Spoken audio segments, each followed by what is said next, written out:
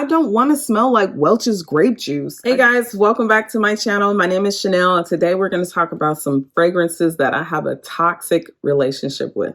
It's sad but true. Yep. So if you guys are interested in hearing the perfumes that I have a toxic relationship with, then just keep on watching. Okay, before we get started, please go ahead and subscribe if you like fragrance and beauty and lifestyle, but mostly fragrance related videos. Would love to have you here. Please join the fam. Also, please like the video too if you do like it. Yes, I'm trying to help my channel grow and I need your help. Yes, I need your help. So anyways, let's go ahead and get into this video. Today, like I said, we're going to be talking about some toxic relationship perfumes, okay? These are the perfumes that there's something about it that says you need to leave. You need to get up out of this relationship because it's not treating you well, right? It's not treating my nose well. But then there's something in it that just keeps pulling you back. You know, like that Tyrese song, every time I try to leave, something keeps pulling me back. You guys know that song. That is how I feel with these relationships. Now, in my personal life, I am happily married. I have not been in a toxic relationship for well over 10 years. I've been married for 10 years, happily married. I don't know anything about toxic relationships, but I can tell you these toxic relationships that I have with these perfumes. Now, the first one that we're going to talk about is this is Kilian's Angel Share. When I first got this, I ordered off of Split Scents or Scent Splits. I don't know. I feel like I'm saying it wrong. Every time I look, I can't remember which way you say it. I got it off of one of those like decant sites. I ordered a whole bunch of samples, and when I smelled this one, I fell in love. I was like, oh, this is it. It has a very sweet, kind of boozy, really spicy cinnamon type smell to it. So when I smelled it, I was like, yes, let me go ahead and order this. So I pulled the trigger and I went on Nordstrom and I ordered the full size. Now, when I got it and I sprayed like how I normally spray, like overspraying, and it like choked me out. But I was still like, okay, this is okay. You know, a little bit thick, but I'm still enjoying it. Now, it wasn't until my daughter, who is 13 years old, I was wearing this scent one day and she was like, you smell like apple pie. She was like, no, you smell like McDonald's apple pie. And why did she tell me that? When she told me that, that was literally like the nail in the coffin. That is when our toxicity really began. All I smell is McDonald's apple pie. Like when I spray this, I just smell McDonald's apple pie. Don't get it twisted. I love McDonald's apple pie, but I don't want to walk around smelling like that, you know? Another thing about this fragrance is that when you spray this can be a little bit overwhelming. So when you first initially spray it, you get a lot of that cognac because there's cognac at the top and you get a big blast of that. But then as it starts to dry down, you get that cinnamon, and it can be a little bit overwhelming. Let me see what the notes are for this. At the top of this, there is cognac. Then you have some cinnamon. You have the tonka bean, gives it a little bit of smokiness. And you have oak. Then you have some praline, vanilla, and sandalwood. Now, when it does dry down, it does dry down to a really pretty vanilla. But getting through that, the cinnamon, apple pie-ish type stuff is very difficult for me. It is very difficult for me to get through this, which is why I have a toxic relationship with this. I love it, but I hate it. I don't know what to do with this. I'm gonna keep it though, because she's bae, but in a toxic way. You know what I mean? Okay. That's Kilian's Angel Share. Okay, so the next perfume that I have a toxic relationship with is the YSL Libre Intense. Here's the thing with this.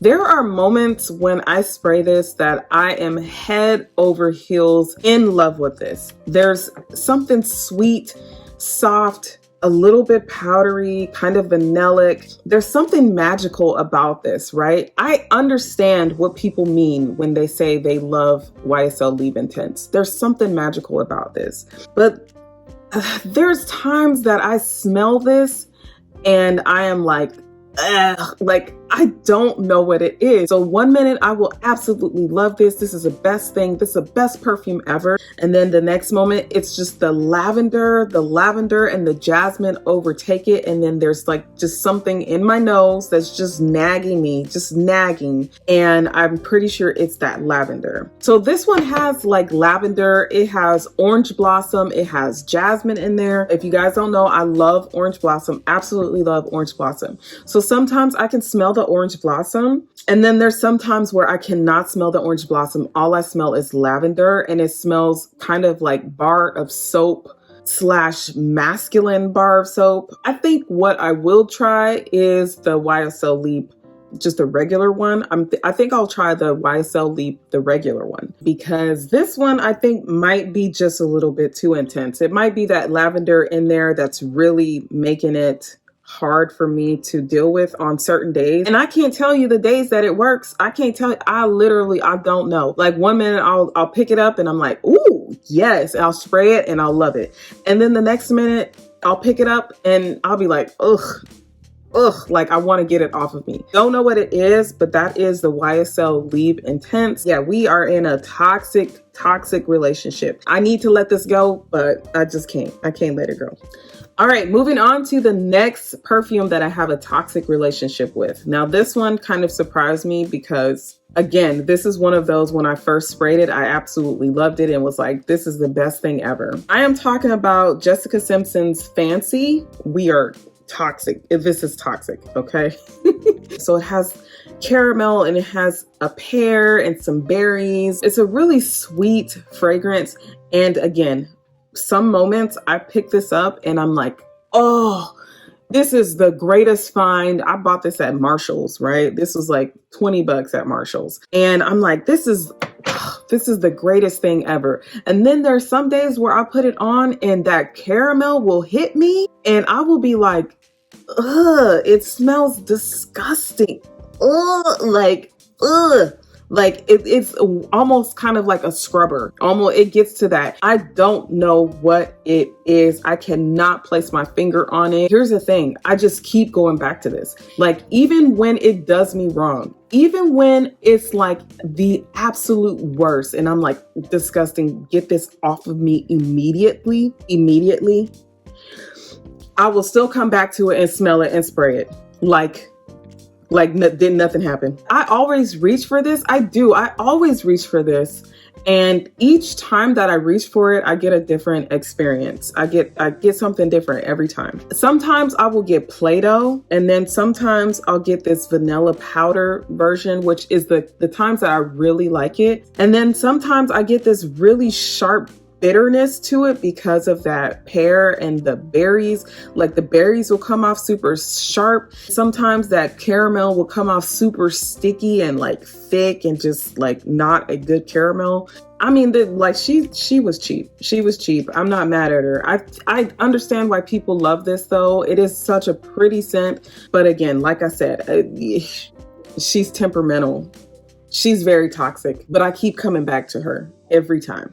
I come back to her every time. The next perfume that I'm in a toxic relationship with is the Kayali Elixir 11. I love the Kayali brand. I have almost all of their fragrances. Invite Only, that's like my absolute favorite one. I love Deja Vu, love the Vanilla 28.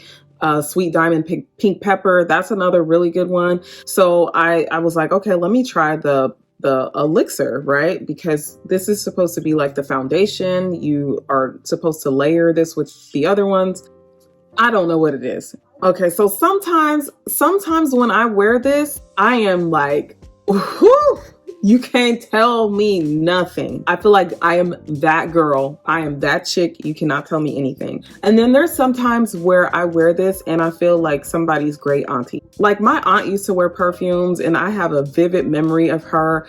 And I'm not sure what scent she used to wear. She used to wear like perfume oils and she used to mix her perfumes. So I have a very vivid memory of that. And Sometimes when I smell this, it reminds me of her. I don't know. I don't know. It's just, it's like we go back and forth. We go back and forth. This has roses and apple, right? So there's like a rose at the top, or rose petals at the top. Then there's some more roses and jasmine in the mid. And then you've got some patchouli at the bottom. And this, okay, so for me, what I get with this smells like Welch's grape juice. That's what this smells like to me. Someone said it. It might have been Jackie Ina. It might have been my girl Jackie. Love Jackie. Love her. Love her. Might have had this on one of her TikToks and said it smelled like grape Kool-Aid.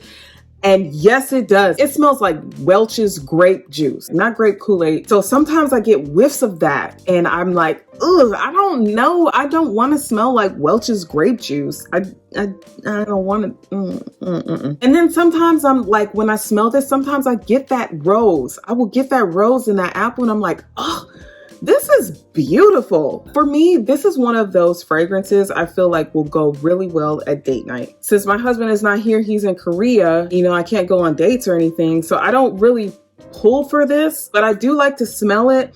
But yeah, sometimes I will get that Welch's grape juice smell. And then sometimes I will get that apple and that rose. Like me and her, we go back and forth. Like she's good for me, but then she's not good for me. Sometimes she smells like auntie and then sometimes she doesn't. I do like this one, but yeah, toxic.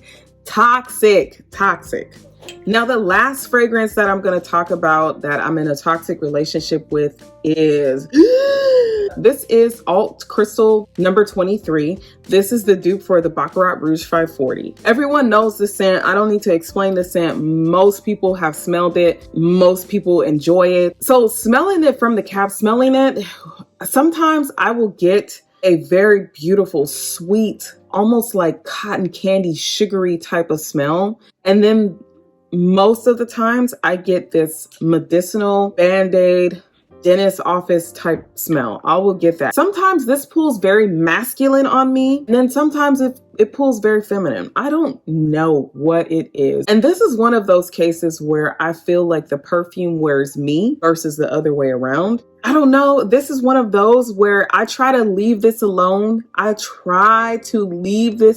But something just always draws me back. Something always draws me back. Toxic. Okay. But I'm still keeping her. I'm still keeping her. Okay, that was it.